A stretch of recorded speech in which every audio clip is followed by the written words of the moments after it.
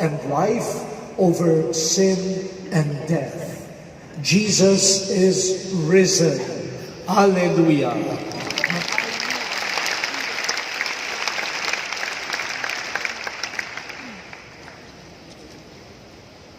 Let us dwell on the readings for the Mass, the Eucharist on the day. Because last night, during the vigil, we had a different set of readings. Ang daming readings kagabi. Ang daming readings. Gusto nyo basahin natin ulit lahat yun, yung 9? But that's the vigil. And so during the day, iba rin ang readings naman. And the gospel is significant. It says, on the first day of the week, Mary of Magdala came to the tomb early in the morning while it was still dark. That was the original experience of Mary Magdala of Easter. It was early morning, but still dark. While we celebrate Easter with the new fire, with the candle, light, song, let us not forget that early morning, it was still dark. And we fully appreciate the mystery of the risen life of Jesus as morning while it is still dark.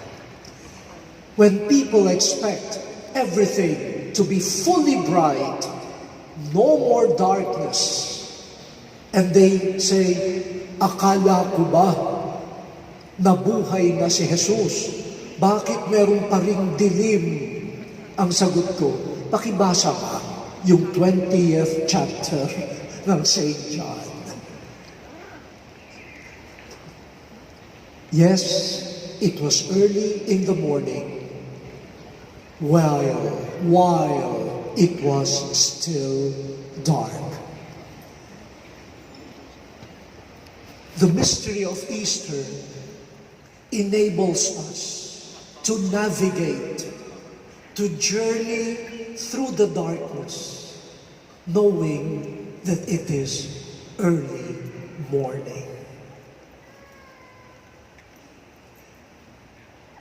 Easter does not make things easy all the time.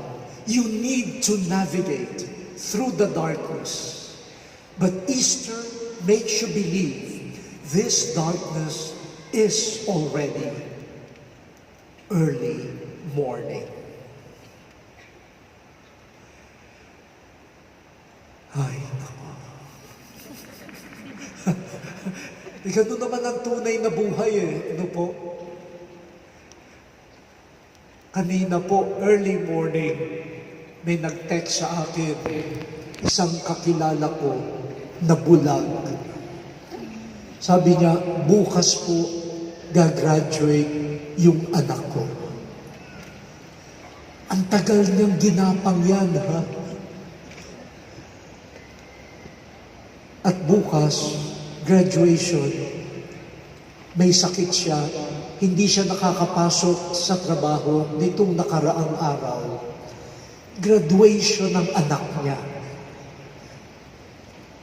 Madilim pa rin, pero may bagong umaga. And he is not the only one who experiences a new day while it is still dark. And so when you experience darkness, that is the moment when the mystery of Easter probably is running after you to make you realize that it is a new day while it is dark. And we can learn from the three disciples mentioned in the Gospel. First, Mary of Magdala. Wow. Going to the tomb early in the morning, seeing the stone that covered the tomb rolled back, looking inside and not finding the body of Jesus.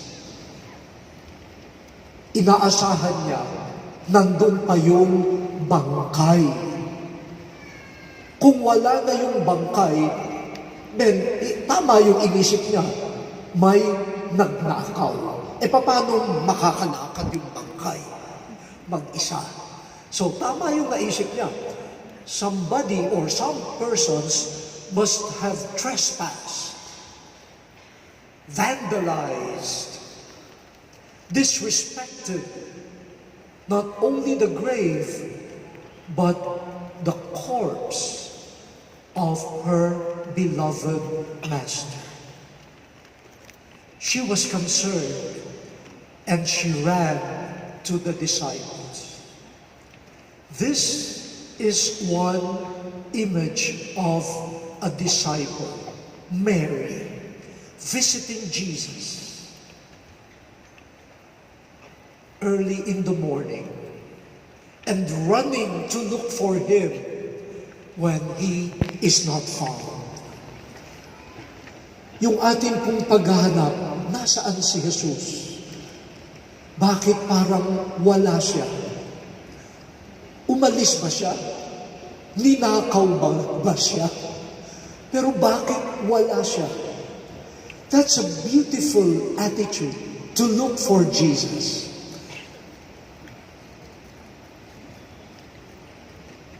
Mabuti na lang hindi dito nagtatapos yung kwento. Kasi si Mary Magdalene, wala siyang maisip na explanation, kaya naisip niya, may magnanakaw. Alam naman natin, later on, even the risen Jesus became a suspect. Sabi ni Mary Magdalene, kung kayo po ang kumuha sa kanya, sabihin mo sa akin, saan mo siya dinala? No, hindi pa kasi nabubuksan ng tuluyan ang kanyang mata. But that attitude, yes, we feel sometimes that Jesus is absent. But do we look for Him? Do we have the energy to run looking for Him? Or, kung wala siya, di, bahala siya. I couldn't care less. Do we look for Jesus with passion? That is a resurrection experience. When there is darkness, the new day comes when you run looking for the one you love. And Mary Magdalene did it because she had experienced being loved first. And so now in return, she looks for her beloved Master. Sabi ko nga po, minsan, kapag ang mundo natin madilim, anong hinahanap natin? Gimmick. Diyan tayo excited para break yung darkness, to break the monotony. Kain tayo. Pasyal tayo. Halika, shopping tayo. Yan, mamaya, lapit na. Halika, mag-ano tayo, no? Yun ang ating, when darkness sets in, or when the Lord seems to be absent, humahanap tayo ng ibang source of joy. But Mary Magdalene, on the first Easter morning, looked for Jesus no end. No end. The second figure is Simon Peter. He is the head of the apostles. So kumbaga, siya po yung symbol of the officials of the church. Dalawa silang disciples, the one that Jesus loved, and Simon Peter ran to the tomb. Sabi nila dahil bata-bata yung beloved disciple, he got to the tomb first, but he did not enter. He waited for Simon Peter. And so it was Simon Peter who entered the tomb and saw the burial cloths there. He saw the cloth that covered the head folded.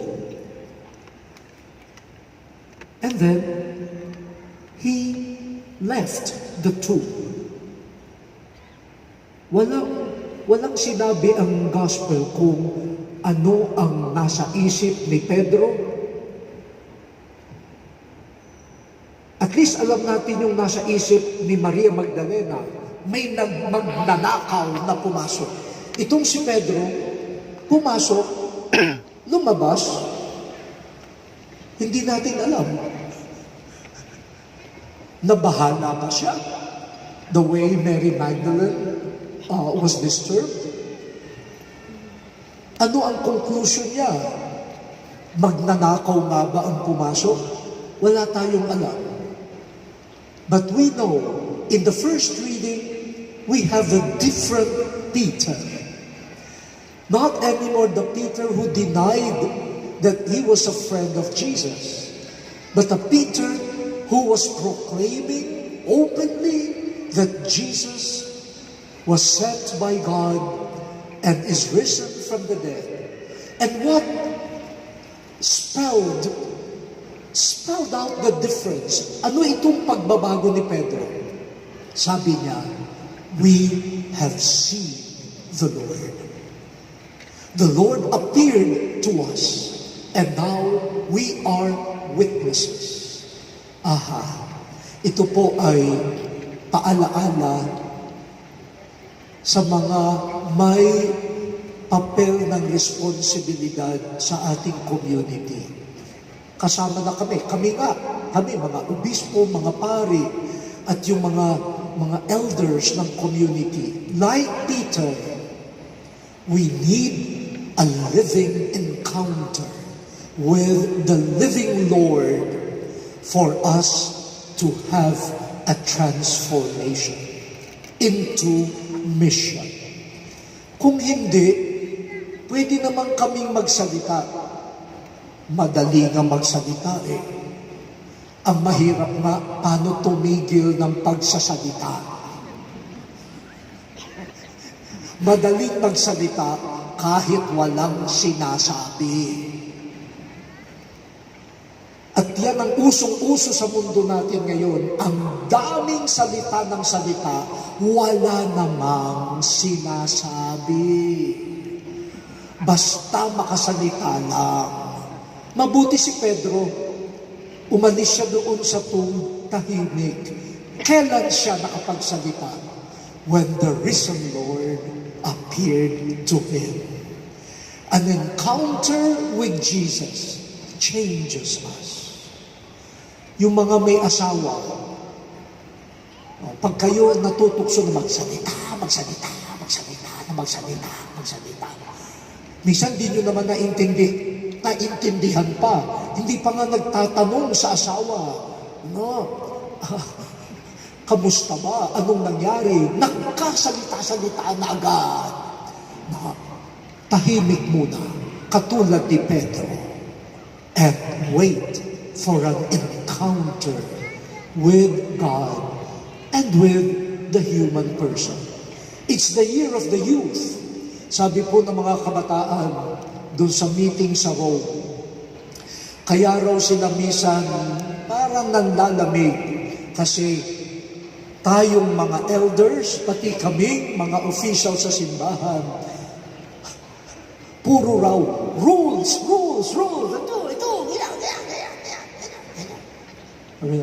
Kailan kaya sila makikinig muna?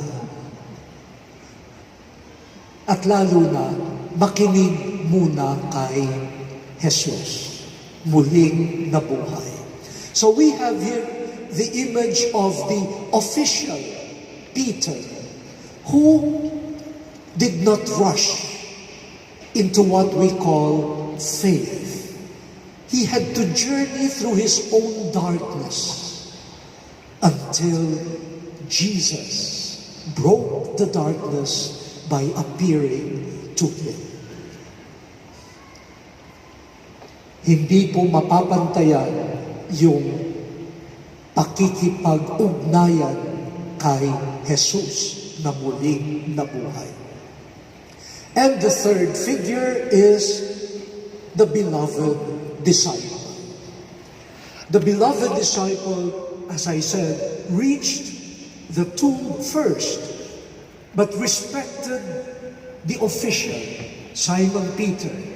He waited for Peter to enter. And afterwards, he, the beloved disciple, also went in. At sabi po dito, he saw the empty tomb. He saw the cloth. And he saw the head cover rolled up, folded neatly. But unlike Simon Peter, the beloved disciple saw and believed. Right there, he believed. Siguro hindi pa naman belief in the full belief in the resurrection. Kasi sabi rin po dito, they did not yet understand the scripture that he had to rise from the dead. But he believed that this was not a case of theft. Naniwala siya, hindi ito pagnanakaw. Naniwala siya, something mysterious is happening. Something right is happening. This is not an evil act of robbery. Hindi ito gawang kasamaan ng pagnanakaw. Ito ay kabutihan. What made him believe? Remember, he is the beloved disciple. Love makes one see what non-lovers do not see. Hindi po totoo yung love is blind.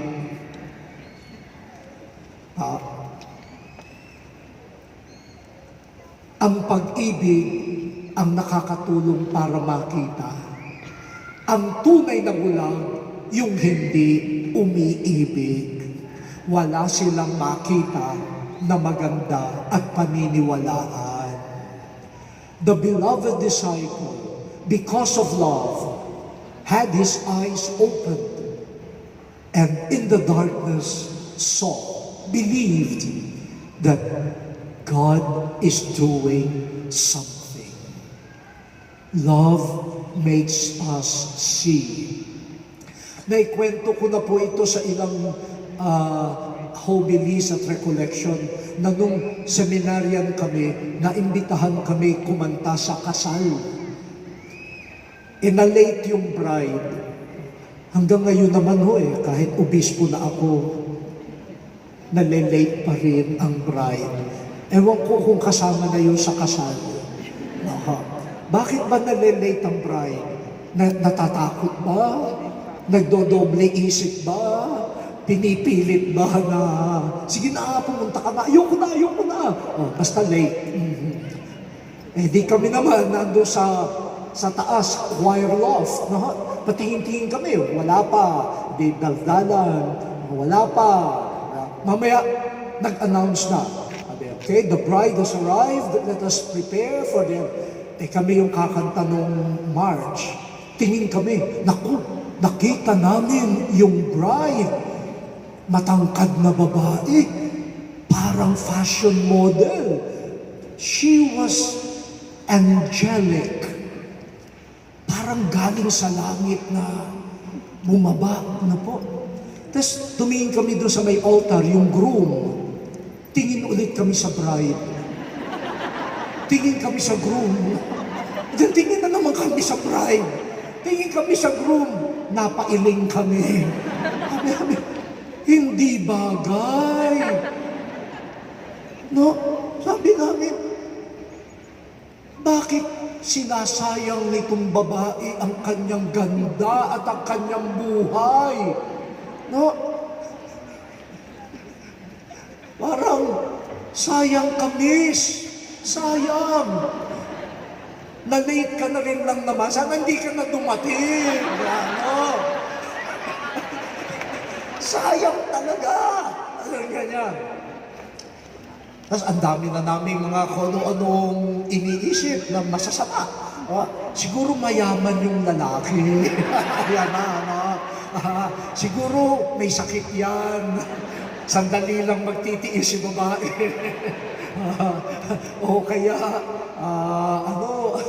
malaki siguro ang insurance na. Yung mga ganyan ba? No? Pati sa reception, sinama ko kasi kami sa halip na kumain, yun pa rin ang aming pinag-uusapan. No? Hanggang sabi nung isang kaklase ko, tama na ha, kanina pa tayo, kanina pa. Uncharitable talk. And then, sabi nung isa namang kaklase ko, oo nga, tama na. Tanggapin na lang natin, love is blind. Pero talaga yung kaklase namin na ito, very wise, sabi niya, o baka tayo ang bulag. We do not know this man. We don't love him. So what do we see? We see only a person whose looks don't seem to harmonize with the good looks of the bride. But maybe she, because of love, sees something that we non-lovers do not see. I'm sure for her, entering this relationship is also dark. Any relationship is dark. But because of love, she believes it is the beginning of a new day.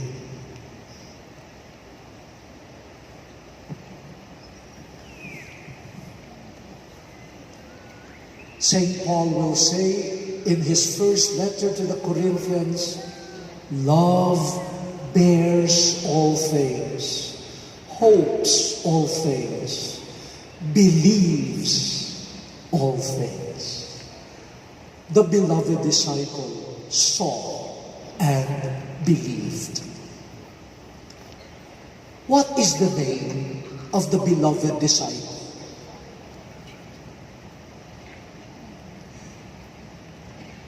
Ang tawag natin sa kanya, John. But in the Gospel of John, he has no name. The beloved disciple is not named. That means you, I, can put our names there and be part of the gospel. Nakakakilabot nga lang. Next time basahin itong gospel na to, ilagay niyo yung pangalan ninyo. Parang ganito, no? So she ran and went to Simon Peter and to Chito Tagle, whom Jesus loved. And told them, so Peter and Chito went out and came to the tomb. They both ran, but Chito ran faster than Peter. Chito bent down and saw the burial cloths, but did not go in. Then Chito also went in, and Chito saw and believed. Try it. Try it. Subukan ninyo. Kikilabutan din kayo. Parang ayaw mo nang tapusin. But that is the call.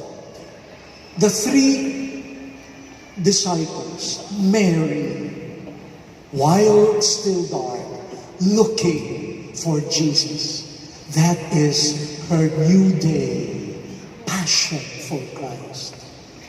Peter, official, the prince of the apostles, going to the tomb, uncertain, still searching, until that encounter with Jesus.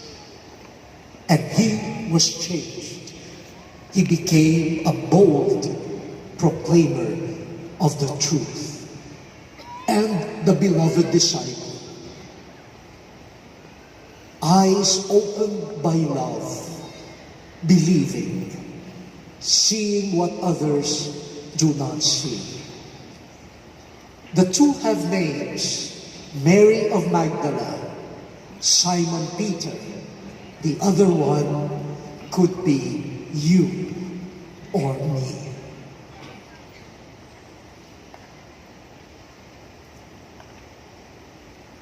Pero umuwi na si Simon Peter at the beloved disciple.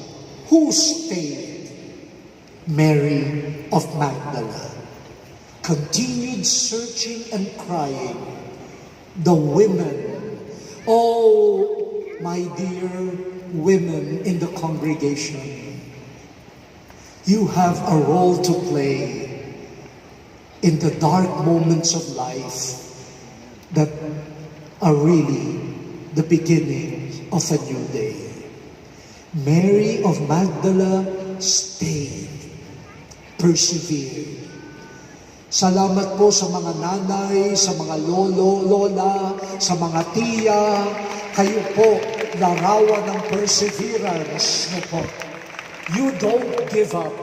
You stay. You persevere.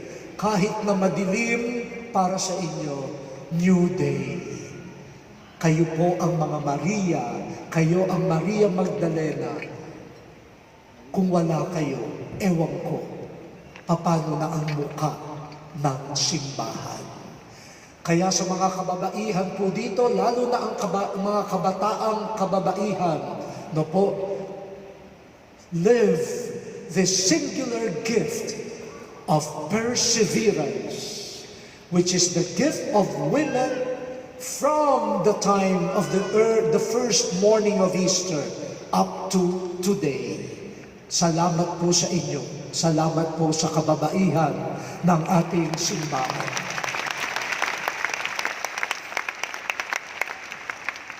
O, tama na po ito. Baka dumilim na naman. But we have the octave of Easter. So one day is not enough to really relish, to reflect on, and to enter the mystery of Easter. Kaya 8 araw. And then, ano pa yan? 40 days until Pentecost. So I am inviting you to come close to people who don't see the new day because of the darkness. And tell them that that's the Easter experience. Still dark, yet already the beginning of dawn. Unburden, the theme. Many carry the darkness of burden. The burden of unemployment, the burden of underemployment, the burden of failed relationships, the burden of violence, abuse, neglect, the burden of poverty, the burden of meaninglessness, the burden of feeling alone and unloved. St. Peter says, cast your burdens on the Lord because He cares for you. Cast your concerns onto the Lord. Believe that He is concerned for you. And so, you don't have to carry it all alone. He had already borne our burdens. And by His wounds, we were healed. That's Easter. The burdens will remain. But as the darkness of the burden remains, you know that the new day of unburdening is real because He has already carried our wounds, our crosses. We have an eternal high priest seated at the right hand of the Father, interceding for us, praying for us. His eyes will always be focused on us, for we are His sisters and brothers, eternally His brothers and sisters. When it is dark, Easter is near. When it is dark, Easter is real.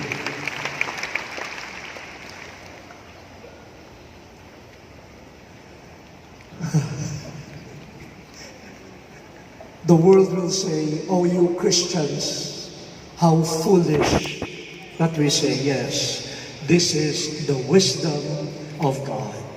And this is not our wisdom. It is the wisdom of God and the power of God.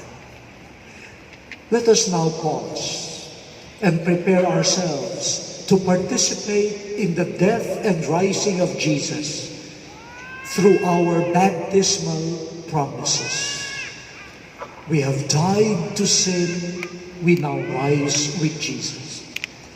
But let us prepare our hearts to make or to renew this promise with sincerity and in truthfulness, receiving the mission that Jesus shares with us.